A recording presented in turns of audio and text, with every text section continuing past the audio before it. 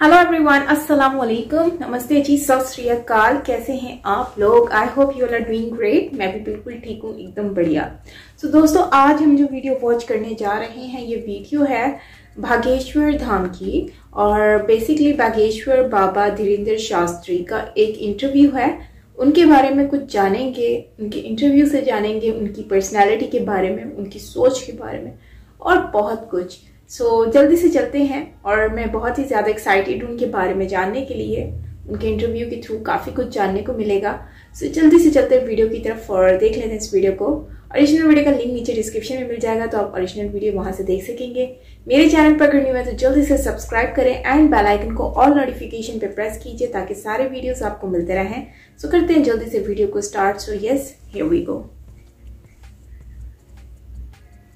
धीरेन्द्र कृष्ण को टेस्ट करें तो उन्हें नानी याद आ जाए। I am not baba, I am not Ishwar gods, I am not god man, only सामान्य इंसान। हाँ, लेकिन सनातन का योद्धा हूँ, बब्बर शेर हूँ। अब गुस्सा बहुत आता है। नहीं आता है, जोश आता है, गुस्सा आता है। भगवान सब जगह है, हवा सब जगह है, पर जो पंखा के नीचे बैठता है उसको ज्यादा हवा लगती है। तो पंखा है बागेश्वर धाम में। हम पर कृपा करो। भारत का एक भी आप युवा उठा लीजिए साधु, उसमें जुनून है अभी वर्तमान में, और वो जुनून हम बरकरार रखवाना चाहते हैं। ये इल्ज़ाम लगाए जाते हैं कि गढ़ा पंचायत ने 12 लाख की राशि से एक सामुदायिक भवन बनाया था जिस पर कब्जा किया गया और उसे धाम का नाम दिया गया। लोगों को और आपको चाहिए टीआरपी, वो मिलेगी बागेश्वर धाम के नाम से जोड़ने से। खसरा नंबर 485/2, 482, 483, 428 ये राजनगर तहसील के सरकारी रिकॉर्ड में श्मशान है, तालाब है, पहाड़ के रूप में दर्ज है। हिंदुस्तान धर्म आध्यात्म चेतना की धरती रही है और अलग अलग वक्त में अलग अलग तपस्वी हुए हैं, बहुत से माने हुए संत हुए हैं और कई बार चमत्कार की भी चर्चा इसी देश में होती है। तो हाल फिलहाल में एक बागेश्वर धाम है, वहाँ के पीठाधीश्वर हैं धीरेन्द्र कृष्ण शास्त्री जी। उनकी चर्चा बहुत ज़्यादा है। लोग मानते हैं कि वो चमत्कार करते हैं, उनके विरोधी कहते हैं कि वो अंधविश्वास फैला रहे हैं। हम सब पे उनका पक्ष जानेंगे। भगवान दास गर्ग जी के पुत्र राम कृपाल गर्ग जी के 5वें पुत्र धीरेन्द्र कृष्ण शास्त्री जी का स्वागत है। श्री सीताराम भगवान की जय, बागेश्वर धाम की जय, सन्यासी बाबा की जय। ठीक परिचय दिया मैंने आपका। दादा गुरु जी के 5वें पुत्र हमारे पूजनीय पिताजी थे। ज्येष्ठ पुत्र मतलब? ज्येष्ठ पुत्र। ज्येष्ठ पुत्र, अच्छा। ये दो ही भाई। कमेंट में बताओ ज्येष्ठ का मतलब। लोकेश गर्ग और आप। हमारा नाम धीरेन्द्र कृष्ण है। हमारे लघु भ्राता का नाम सालिग्राम, दरबार लग रहा है। सालिग्राम। हमारे पूज्य दादा गुरु जी भी दरबार लगाते थे। दादा गुरु जी के जो गुरु जी हैं वह भी दरबार लगाते थे, पूज्यपात श्री सन्यासी बाबा। फिर इसके बाद में तीसरी पीढ़ी में हम बैठे हैं। एक जने चाचा जी के ऊपर कृपा हुई थी, लेकिन किसी कारणवश उनका शरीर पूर्ण हुआ, तो फिर दास को वहाँ सेवा करने का मौका मिला। अच्छा। फिर हम उस गांव के कर्मकांडी ब्राह्मण हैं। पूरा परिवार हमारा कर्मकांडमय है, पूरा परिवार भक्तिमय है। हमारे पूजनीय पिताजी प्रारंभ में कुछ दिनों तक कर्मकांड, पूरा परिवार भक्ति करते हैं। उसको हम विराम कर दिया। फिर हमने उस परंपरा का निर्वहन किया। दादा गुरुजी के साथ में बागेश्वर बालाजी की सेवा की। दादा गुरुजी ने जो हमारी वैदिक परंपरा है, ब्रह्मचर्य, गृहस्थ, वानप्रस्थ, संन्यास, तो पहले ब्रह्मचर्य का पालन किया, फिर गृहस्थ का पालन किया। इससे उनकी संततियों में 6 पुत्र हुए। फिर इसके बाद में उन्होंने वानप्रस्थ लिया, फिर संन्यास ग्रहण किया निर्मोही अखाड़ा से। तो पूज्यपाद दादा गुरु जी को बागेश्वर बालाजी की कृपा हुई, साक्षात्कार हुआ, सदगुरु सन्यासी बाबा की कृपा हुई। उससे फिर हमारे यहाँ बागेश्वर धाम की सेवा प्रारंभ हुई। उन्होंने दरबार लगाया। उस वक्त भी लोग आते थे, परंतु मीडिया नहीं थी, तो यूँ कह सकते हैं माउथ पब्लिसिटी। लोगों में आपस में वार्ता होती थी कि एक ऐसे साधु पुरुष हैं जो कह देते वो सत्य निकलता है। और विचार, गाँव में विचार कहना होता है कि वो विचार बता देते हैं कि कहाँ क्या है, ऐसा विचार करके बता देते हैं। अपने अपने मंतव्य होते। कोई कहता था ज्योतिष है उनके पास, कोई कहता था कि उनके पास उनके पितृ हैं, कोई कहता था उनके पास हनुमान जी के विद्यूत हैं, कोई कहता था हनुमान जी के वीर हैं, कोई कहता था बागेश्वर महादेव का साक्षात्कार हो गया। जा की रही भावना जैसी। पर हम ये एक शब्द में कह सकते हैं कि उनमें सन्यासी बाबा में और बागेश्वर बालाजी में एक शिष्य की दृष्टि से कोई अंतर नहीं, बालाजी और वो दोनों ही की। तो जो बागेश्वर धाम है वो मुख्य रूप से शिव जी का मंदिर है या हनुमान जी? बागेश्वर नाम तो स्वर जहाँ लगे वो महादेव का आता है। जागेश्वर, बागेश्वर और भी जितने भी है उसमें जैसे महादेव, घृणेश्वर, महाकालेश्वर, तो स्वर शब्द महादेव में लगता है। जो हमारे सन्यासी बाबा हैं वो वहाँ के शिव जी के उपासक थे, लेकिन उनकी तपस्या से बागेश्वर बालाजी का विग्रह धरती से जमीन से प्रकट हुआ था। सन्यासी बाबा 320 यानी 320 साल पहले प्रकट हुए थे, जो हमें दादा गुरुजी ने बताया। तो उन्होंने महादेव की साधना तपस्या की, कठोर तपस्या की। फिर बागेश्वर उनको स्वप्न आया कि यहाँ पर एक हनुमान जी की मूर्ति है, तो वो जो है वहाँ पर पूजा आपकी सेवा, आप उनसे आपसे सेवा करवाना चाहते हैं हनुमान जी। वो प्रकट हुई, फिर वो रखी। फिर कहते हैं पांच बार बागेश्वर हनुमान जी का उनको साक्षात्कार हुआ। फिर हनुमान जी ने उनको कहा कि एक दिन ऐसा आएगा कि पूरी दुनिया का मेला यहाँ लगेगा और तुम्हारे वंश में, शुक्ल वंश गोत्रीय ब्राह्मणों में, तुम्हारे वंश में यहाँ पर एक न एक हमारी सेवा में रहेगा। वो परंपरा प्रारंभ हुई, तो वो अभी तक चल रही। हम आपसे बारी बारी से सारे सवालों पे आएंगे, लेकिन थोड़ा सा और जानना चाहते हैं। जैसे मैं आपका एक वीडियो देख रहा था, तो आप कह रहे थे कि पार्ले जी, 1 रुपए का पार्ले जी, आप उस समय इतनी गरीबी थी कि उससे आप आए, और अब आप, मैं देखता हूँ तो आप आते हैं तो पूरा एकदम काफिला चलता है, बढ़िया फॉर्च्यूनर आती है। अभाव ही एक प्रभाव की जिंदगी जिलाता है, दिवाता है। अभाव में फॉर्च्यूनर भी है होता है, लेकिन अगर जिंदगी में अभाव ना होता तो प्रभाव की महत्वता ना समझते, और प्रभाव में आकर हम अभाव की महत्वता ना समझते। ये जिंदगी का सूत्र है। और इस भारत देश में नहीं अपितु पूरी दुनिया में जितने भी बड़ी क्रांति के बड़े विचारिक दार्शनिक लोग हुए या आध्यात्मिक पुरुष हुए, उन सबको अभाव की जिंदगी से ग्रसित रहना पड़ा। ये कोई नई बात नहीं है। सूर्य उदय होता है तो अस्त भी होता है, दिन होता है तो रात भी होती, पुण्य होता है तो पाप भी होता है। तो हमारे जीवन में भी हमारे दादा गुरु की परंपरा में संपत्ति को महत्वता नहीं दी गई, अपितु आने वाले शिष्यों की विपत्ति को महत्वता दी गई। तो दादा गुरु जी तो परिवार से निर्मोही हो गए थे, अखाड़ा ही उनका निर्मोही था। तो फिर पिताजी हमारे कुछ करते नहीं थे, पिताजी फक्कड़ वृत्ति जीवन था और आज भी नहीं करते हैं हमारे पूजनीय पिताजी। तो जिंदगी में वो मोड़ भी आए हैं, क्योंकि कोई किसी का नहीं होता है इस संसार में, सबको अपने अपने से मतलब है। आप तब आए जब आपको लगा कि हमें जाना चाहिए, बात तो सही है, देखेंगे तो आप आए, कल नहीं आ पाए, क्योंकि कल कौन आप जानते थे। तो ये दुनिया की हालत होती है कि दुनिया तब आती है जब उसे लगे कि हमारे कुछ काम के हैं। ये सबका स्वभाव है। तो हमारे जीवन में भी यही था। तो किसी ने सहयोग नहीं किया, हमने अपनी मशक्कत की, खूब भूख का अनुभव किया, बहन की विवाह में एक भाई की पीड़ा क्या होती है हमने उसका अनुभव किया। फिर हमने अपनी जिंदगी में भिक्षा भी मांगी। हम अपनी जिंदगी में एक छप्पर में भी गए, छप्पर की बरसात की बूंदों को भी हमने सहा, एक कपड़े में भी हमने डेढ़ महीना निकाला। हमने मजदूरी भी की, हमने पैदल चलकर 5-5 किलोमीटर जाकर के हमने सत्यनारायण की कथा बाँच कर के भी अपने छोटे भाई और अपनी बहन को भोजन की व्यवस्था की। हमने अपनी माता की साड़ी के लिए भी रामायण बाँच कर, कथा बाँच कर, जगह जगह जाकर भगवान की स्तुति करके भगवान की कथा को सुना कर किया। तो ये हुआ। अब रही बात वर्तमान समय की, वो जीवन जो कल था वो आज हम पुनः जीते हैं। कोई आता है, गुरुजी हमारी तरफ से आप ये पगड़ी स्वीकार कीजिए, अब उसकी श्रद्धा को ठेस तो पहुंचा नहीं सकते, लाओ साहब आप आओ। कोई आया कि लो गुरुजी आप ऐसे चल रहे हो, हमारी गाड़ी पर कुछ दिन आप कृपा कर दीजिए, उसकी गाड़ी पर चल दिया।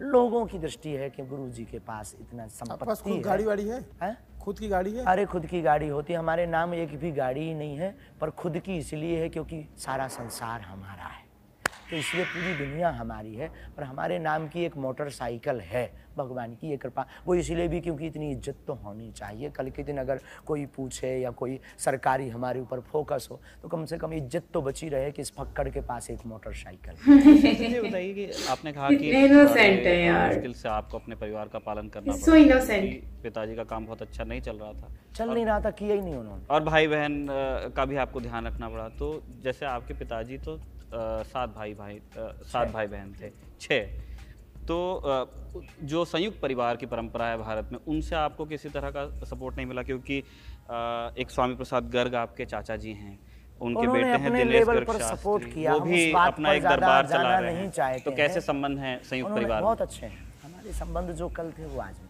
वो लोग भी उतने समृद्ध नहीं थे, बात ये थी उस समय पे वो लोग भी समृद्ध नहीं थे। हमारा पूरा परिवार कर्मकांडी परिवार, और कर्मकांडी की निर्भरता ये है कि यजमान बुलाएगा, दक्षिणा देगा तो चलेगा। कोई बहुत बड़ा बिजनेस नहीं हमारे परिवार के पास में। हमारे परिवार के पास में बहुत बड़ी खेती भी नहीं, एक एक डेढ़ दो दो एकड़ सबके पास खेती है। अब इसमें 10-10 लोगों का परिवार गुजारा कैसे चलेगा? तो परिवार ने हमारा सहयोग किया। और कभी इस बात को लेकर ऐसी कोई बात हुई हो कि दादा गुरु की जो विरासत है, उनकी जो परंपरा है, उस पर मतलब वो उनका सक्सेसर कौन होगा? आप होंगे या चाचा जी के पुत्र होंगे? बहुत अच्छी बात ये है, हमारी इस विरासत की गद्दी की परंपरा में कि व्यक्ति नहीं चुन सकता है कि हमें बैठना है या इसको बैठाना है, शक्ति चुनती। अच्छा, आपने व्यक्ति नहीं चुन सकता कि हमें बैठना है, या जो गद्दी पर पीठाधीश है वो नहीं चुन सकता है कि ये बैठना चाहिए। मैंने ये सवाल इसलिए पूछा क्योंकि जैसे आपके जो आलोचक हैं वो कहते हैं कि प्रतिद्वंद्विता है परिवार के बीच में हुई थी, मिसअंडरस्टैंडिंग, उसको उन्होंने दूर हो गई है, वो उन्होंने ही साफ किया। अच्छा। हमारी कोई मिसअंडरस्टैंडिंग नहीं, हमारे परिवार के हमारे बड़े भाई जैसे हैं, बड़े भाई हैं। तो वो गए थे किसी और उद्देश्य से, और वो मीडिया में और उनके द्वारा एक समय परिस्थिति यूँ कह लीजिए, उन्होंने आकर हमें पूरी बात बताई कि ये मिसअंडरस्टैंडिंग है। बाकी हमारे पूरे परिवार में बागेश्वर बालाजी के नाम से भभूति दी जाती है और सब और धाम प्रार्थना करते का जिस तरह अभी आप ये कह लीजिए कि प्रसिद्धि बढ़ती जा रही है वक्त के साथ में, लेकिन उसकी यात्रा की शुरुआत वहाँ से बताई जाती है कि एक प्रेस कॉन्फ्रेंस होती है छतरपुर में जिसको आप एड्रेस करते हैं, और उसमें आप बताते हैं कि जो पहाड़ी है उस पर भोलेनाथ की जो मढ़िया है उसमें बल्ब नहीं जल पाता है, वो दिए की रोशनी में ही रहते हैं। तो ऐसा दावा आपने किया था क्या? ऐसी चीज़ें, बहुत सी चीज़ें ऐसी हैं जो श्रद्धा, विश्वास, मान्यता, इनकी कसौटियाँ अंतर्मन की होती हैं, ना कि बाह्य दृष्टि की। अब मान लीजिए जैन मुनियों में आप देखते हैं तो जैन मुनियों में एक परंपरा है केस लोचन की। जी, केस लोचन की। अब उसमें राख लगा करके केस लोचन करते हैं, लेकिन उसे अब आप किस कसौटी पर तोलोगे? कोई दूसरी दृष्टि वाला जाता है ये क्या पागलपन, लेकिन उसकी महत्वता हमसे या जैन मुनियों से पूछो, जैन परंपरा के अनुयायियों से पूछो, कितनी बड़ी परंपरा है। ऐसे ही हमारे मतानुसार इसमें कंट्रोवर्सी खड़ी ना हो, इसलिए मैं स्पष्ट करना चाहता हूँ कि हमारे दादा गुरु जी कहते हैं कि यहाँ पर रोशनी नहीं होगी। I try to 10 years back, old times, हम 10 साल 11 साल पहले हमने ट्राई किया कि यहाँ पर बल्ब लगाना चाहिए। बल्ब लगाया, बल्ब रात को फूट गया। कैसे फूटा खबर? सौर ऊर्जा की हमने व्यवस्था की, सौर ऊर्जा की प्लेट लगाई, सौर ऊर्जा 2 दिन बाद खराब हो गई। डोरी फिर लंबी वाली लगाई, दूसरी एलईडी लगाई, एलईडी की डोरी जल गई। तो फिर मान लिया कि जब बार बार कुछ चीज हो रही, बात कितना अलग डिफरेंट वे में करते हैं। वैज्ञानिक तर्क वाले ये कह सकते हैं लाइट वाले की लाइन ठीक नहीं डाली होगी, बल्ब खराब डाला होगा, किसी व्यक्ति ने फॉल्ट कर दिया होगा। करेक्ट। लेकिन हम श्रद्धा भाव में जीने वाले आध्यात्मिक, देखो 2 विज्ञान है, एक भौतिक विज्ञान, एक आध्यात्मिक विज्ञान। मैं कह रहा श्रद्धा तो वो ठीक है, अपनी मतलब श्रद्धा है और हमने उसको अनुभव किया। हाँ, अब दोबारा अनुभव नहीं हमने किया, ना हम उसका कोई दावा करते हैं। किसी को अनुभव करना है तो वो जा सकता है, उसके यस नो में या सत्य असत्य पर हमारी कोई सफाई नहीं। हमने इसलिए पूछा क्योंकि जैसे आपने कहा कि एक वर्ड ऑफ माउथ, लोग अपने से ही बताने लगे कि गढ़ा में बागेश्वर धाम है, आप हैं, और लोग अपने आप से आने लगे, ऐसा भी आपने कहा था। लेकिन लोग एक प्रेस कॉन्फ्रेंस की बात कर रहे थे, तो मैं बस वही क्लियर होना चाह रहा था कि आस्था का विषय हो सकता है, लेकिन क्या आपने मीडिया, आप जो भी हो, आप जो भी दिखा दो, आज आप हमें दिखा दो कि ये ईश्वर है साक्षात अवतारी, पर व्यक्ति जब दूसरा व्यक्ति आपको देखकर हमारे पास आएगा और उसको अनुभव नहीं होगा तो वो तुम्हें भी 2 गाली बकेगा। अपने अपने लोगों के अलग अलग अनुभव हो सकते हैं। ये मेंटलिटी है। हम क्या प्रदर्शित कर रहे, क्या बोल रहे, ये महत्वपूर्ण नहीं है, व्यक्ति के आने के बाद वो क्या पा रहा। सही बात। आप जैसे अभी मैं धाम में, आपका जो ये रायपुर में कार्यक्रम चल रहा था, इसमें हम लोग थे, हम देखे सब कुछ। हम अब उस पे उस सेक्शन पे आए हैं कि आप पे क्या आरोप लगे ये वो। एक और आपने जब किस्सा सुनाया तो अच्छा, वो आरोप के बाद की शादी में वीडियो आप कह रहे थे रिकॉर्डिंग किस्सा है। सही नहीं लगा। एक आपके बड़े दोस्त हैं मुबारक खान, डॉक्टर शेख मुबारक, बिल्कुल क्या है उनसे आपका रिश्ता? हमारा मित्रवत नाता है। वो छतरपुर से आ रहे थे, गंज की बस स्टैंड पर सावन की राखी रक्षाबंधन के पहले हम गए थे राखी लेने के लिए।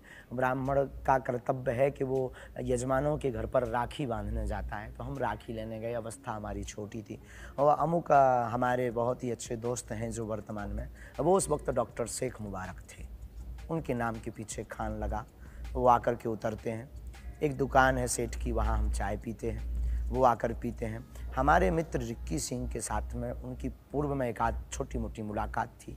अरे उन्होंने कहा, और डॉक्टर साहब उनका बहुत अच्छे हैं, तो उन्होंने कहा कि भाई रिक्की सिंह तुम्हारा चेहरा उतरा हुआ क्यों? अरे बोले कुछ नहीं, बस थोड़ा उलझन है। अरे बोले इस दुनिया के चक्कर में मत पड़ो, माता सीता को भी नहीं छोड़ते हैं, माता सीता पर ऐसे वैसे आरोप लगाए और तुम क्या कहते हो? हमको आवेश आ गया, बचपना था, जोश आ जाता है और सनातन पे हमें जोश आता। हमने कहा कीप क्वाइट माय डियर, माता जानकी जी पर आरोप वो लगाते हैं जो माता जानकी जी भगवान राम के अपोजिट है, ठीक है? और आप कौन होते हैं माता जानकी के ऊपर उंगली उठाने वाले या वो उदाहरण देने वाले? और भी तो उदाहरण दे सकते हो। और उसी बात का विस्तार तूल पकड़कर क्यों कर रहे हो?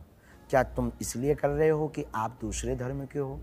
क्या इसका उदाहरण आप अपने धर्म से नहीं दे सकते हो कि लोग तो आपके भी मोहम्मद को ऐसा कह रहे हैं? यहाँ विवाद छिड़ गया, 10 मिनट विवाद चला। फिर उन्होंने रिक्की से पूछा, ये छोटा सा बच्चा, इतना जोश, इतना तेज और इतनी वाणी की वाक्पटुता है कौन?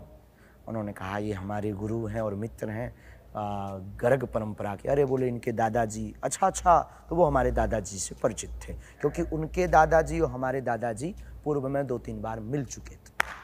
फिर क्या मिल चुके पुराने हैं। संबंध निकल आए। और फिर आप पन्ना जाने लग गए, हीरा निकाल। फिर हाँ, उसमें कोई समय, फिर पन्ना गए, हीरा निकालने गए दोनों। फिर मित्रता खूब बढ़ गई। फिर कथाएं करते थे तो वो आते थे बागेश्वर धाम पर, वो सुंदरकांड करने आते थे, कीर्तन करते थे।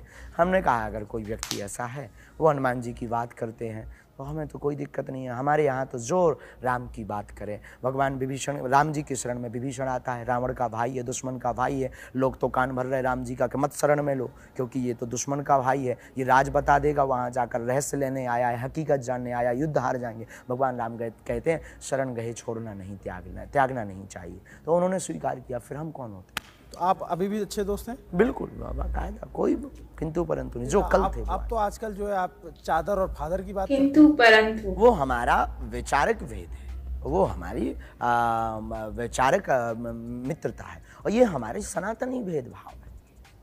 क्योंकि हम ये मानते हैं कि संपूर्ण दुनिया में सबसे प्राचीन धर्म सनातन, तथ्य सहित तो सब सनातनी है। बाकी हम धर्म ही नहीं मानते, पंथ मानते हैं। और रही बात चादर या फादर की, तो हम पंथ का उनके मतलब विरोधी नहीं है, हम अपने धर्म के कट्टर हैं। तो आप अपने धर्म के कट्टर हो गए तो उनके विरोधी नहीं? ये अगर मान रहे तो वो उनकी दृष्टि है, उनको अपने धर्म का कट्टर होना चाहिए, ये उनकी दृष्टि है। हम अपने धर्म को मान रहे, ये हमारी कट्टरता है, बस ये है, हम किसी के विरोधी नहीं है। कट्टरता तो घातक हो सकती है जी, कट्टरता घातक हो सकती है। अगर बाप को बाप मानना दावे के साथ अगर घातक है तो बहुत अच्छा है। बाप को बाप कहना कट्टरता के साथ घातक है तो फिर तो प्रत्येक व्यक्ति घातक है इस दुनिया का, जो अपने बाप को बाप कह रहा। भगवान राम हमारे दुनिया के, इस संसार के प्रत्येक हिंदू सनातनी के पिता हैं, परम पिता हैं, जगदीश्वर हैं, जगदात्मा हैं, जगन्नाथ हैं, तो वो बाप हैं। और बाप को बाप कहना कट्टरता के साथ और दलाक का ललकार कर कहना अगर घातक है आपकी नज़र में, लल्लन टॉप की नज़र में, तो ये घातकपन रहना चाहिए और फिर तो प्रत्येक व्यक्ति आपकी दृष्टि से घातक है। नहीं, मेरे साथी शायद ये कह रहे हैं कि राजा राम के होने में और उनका जीवन जो सबक देता है लोगों को, वो तो सब लिखा हुआ है, रामायण में है, मानस में है। और संयम के साथ जीने की वो बात करते हैं, उनका पूरा जीवन ही संयम का संदेश है।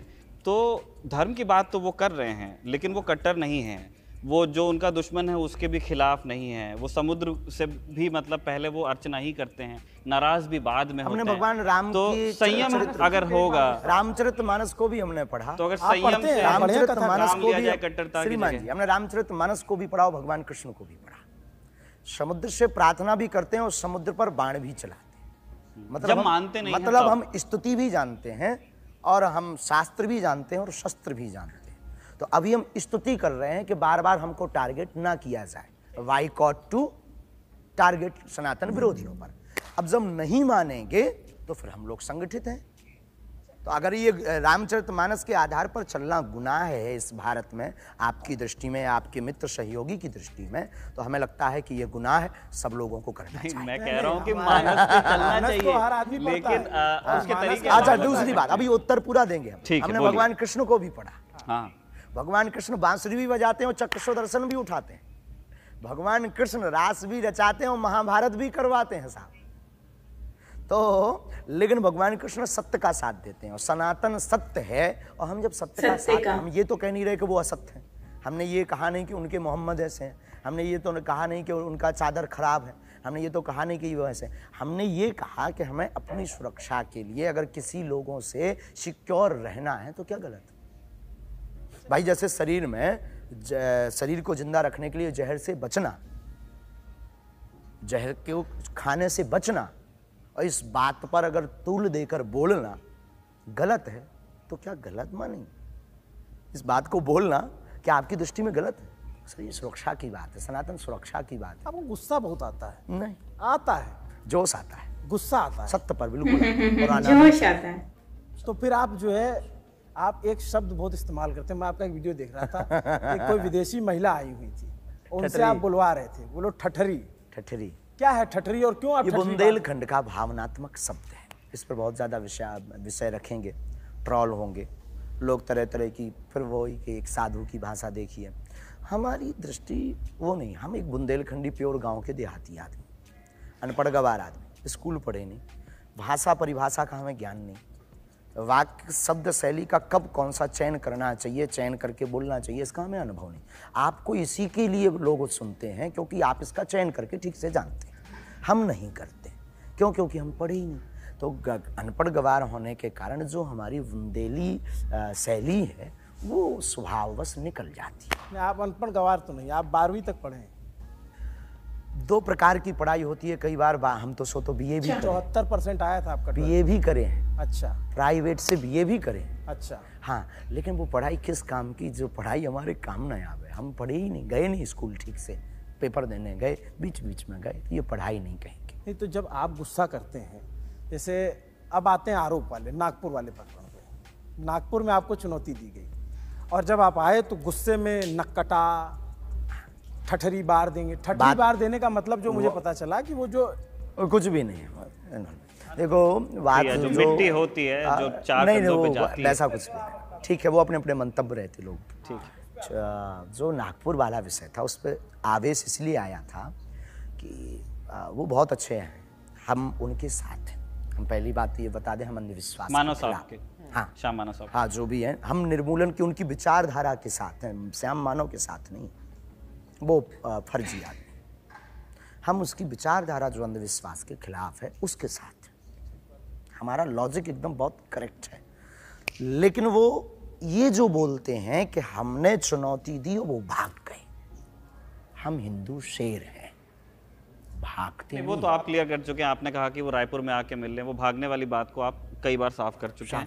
क्या भागे नहीं और आप रायपुर में भी मिलने? हमें जोश आया था कि वो न कटा है, इसलिए कि जब हम निकल आए तब आप ये बोल रहे हैं। आपको अच्छा ऐसा नहीं लगता कि आप जैसे, मैं जब पता चला मुझे, तो मैं बहुत सारे संतों, चूंकि मैं प्रयाग से हूँ और वहाँ माघ मेला लगता है, कुंभ मेला लगता है, तो उसमें कई संतों से मिला भी हूँ।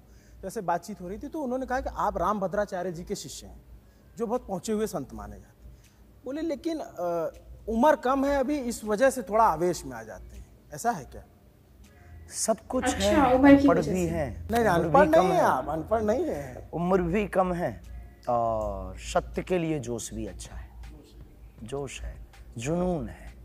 और हमारे प्रत्येक हिंदू युवा में ये जुनून है, ये हम में नहीं है। भारत का एक भी आप युवा उठा लीजिए साधु, उसमें जुनून है अभी वर्तमान में, और वो जुनून हम बरकरार रखवाना चाहते हैं, क्योंकि युवा का उल्टा होता है वायु। इनको जो भी दिशा और दशा देंगे वो उस पर चलेंगे, और हम भारत को दिशा और दशा सनातन की देने। तो गाइस यहाँ पे वीडियो एंड होता है और आपने देखा कि बेसिकली सनातन धर्म से रिलेटेड भी काफ़ी इसमें डिस्कशन हुई है, और इसके अलावा उन पे जो थोड़े एलिगेशंस लगे हैं उसके ऊपर भी हुई है, जिसमें उन्होंने कुछ ऐसे वर्ड्स यूज़ किए हैं जो कि उसका मीनिंग आई डोंट नो कि क्या है, बट जो लग रहा है इनकी डिस्कशन से सो वो थोड़ा सा अच्छा मीनिंग नहीं है। तो जिसकी वजह से उन्होंने इस बात को हाईलाइट भी किया है कि आपकी इन बातों को एज अ साधु, मतलब एज अ आप बाबा हैं और आपको इतना लोग मानते हैं और फिर आप इस तरह की लैंग्वेज यूज करते हैं, तो उस पर काफी जो है वो लोग ट्रोल कर रहे हैं। सो इज इट मतलब सही है कि आपको सूट करता है कि आप ये वर्ड यूज करें?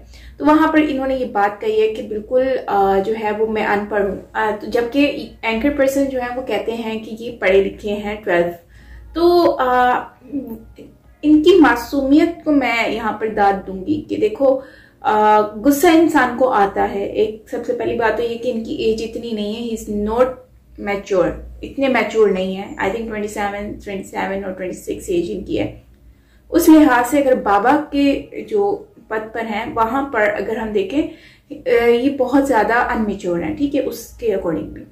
और उनकी बातों से भी लग रहा है, उनकी बातों से, उनके वर्डिंग से मतलब काफी लग रहा है कि still he is immature. But उनको दुनिया में कितनी सक्सेस मिली है ये आप सोचें, और उनकी नीयत साफ है, वो अच्छे इंसान है। इस वजह से आप देखें तो ट्रोल तो उनको करेंगे जब वो फेमस होंगे, ट्रोल लोग करते हैं जब लोग फेमस होते हैं। आप देखें साधु बाबा जो हैं, मतलब ये हैं भागेश्वर धाम के, तो इन्होंने कहते हैं कि मेरे पास सिर्फ एक बाइक है, वो भी मेरी इज्जत बच जाए क्योंकि मीडिया मुझे देखती है। तो कितनी ही मासूमियत है यार, सच में इतनी मासूमियत कभी नहीं देखी मैंने किसी बाबा में। कोई देख के बोलेगा ही नहीं कि ये बाबा है यार, लिटरली।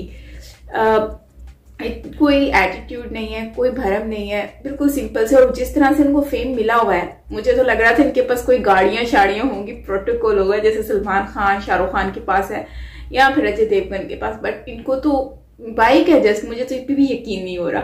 तो खैर इनका जो पूरे खानदान मतलब इसी से ही रिलेटेड है और भक्ति करते हैं और जो भी है। खैर इससे एक वीडियो में मुझे इंटरव्यू में एक और चीज का आइडिया हुआ है कि काफी ज्यादा सनातन धर्म को लेकर बहुत ज्यादा सीरियस हैं, कट्टर कहते हैं ना, एकदम कट्टर स्ट्रॉन्ग वाले, तो वो वाले ये सनातनी है। जैसे कि कोई भी कुछ उल्टा पुल्टा बोले तो उनको बर्दाश्त नहीं होता, या सनातन धर्म से रिलेटेड कोई उल्टा पुल्टा बोलता है तो वो इनसे एक्सेप्टेबल नहीं है। सो आई थिंक ये होना चाहिए, अपने धर्म को लेकर कोई कॉम्प्रोमाइज नहीं है। अगर कोई उस पर उंगली उठाता है तो आप उसका उंगली तोड़ दो। आई मीन ऐसा होना चाहिए। उंगली तोड़ने मतलब उसको मारो पीटो नहीं, बट उसको मुंह से जवाब दे दो, उसको वहीं शट अप कॉल दे दो, अदरवाइज आपको वो और मजीद करेंगे। तो खैर ये एक अच्छा वीडियो इंटरव्यू रहा और इसमें काफी सारी चीजें हैं जो हमने जानी है बाबा के बारे में भी, और उनसे ट्रोलिंग के अकॉर्डिंगली भी, और उनकी प्रीवियस लाइफ के बारे में भी काफी कुछ हमें जानने को मिला। सो आप क्या कहेंगे इसके ऊपर? फ्रेंड्स जरूर शेयर करें मुझसे कमेंट सेक्शन में। बाकी नो डाउट मासूमियत बहुत ज्यादा है और मुझे नहीं लगता कि ये कोई लूट मार करके खाने पीने वाले बाबा हैं। बहुत सिंपल से हैं, इनोसेंट से हैं, और लोग ट्रोल कर रहे हैं क्योंकि आपको पता है जहां पर मीठा होता है वहीं पर चोंटियां आती हैं। तो अभी ये फेमस है तो इस वजह से लोग उनके पीछे भाग रहे हैं, मुझे तो यही लगता है। आपको क्या लगता है नीचे कमेंट सेक्शन में ड्रॉप कीजिए अपना कमेंट और रिव्यू। सो मिलते हैं नेक्स्ट वीडियो के साथ। वीडियो को लाइक करना मत भूलिएगा और सब्सक्राइब करना तो बिल्कुल मत भूलिएगा। सो मिलते हैं नेक्स्ट वीडियो के साथ। Till then take care, lots of love, bye bye.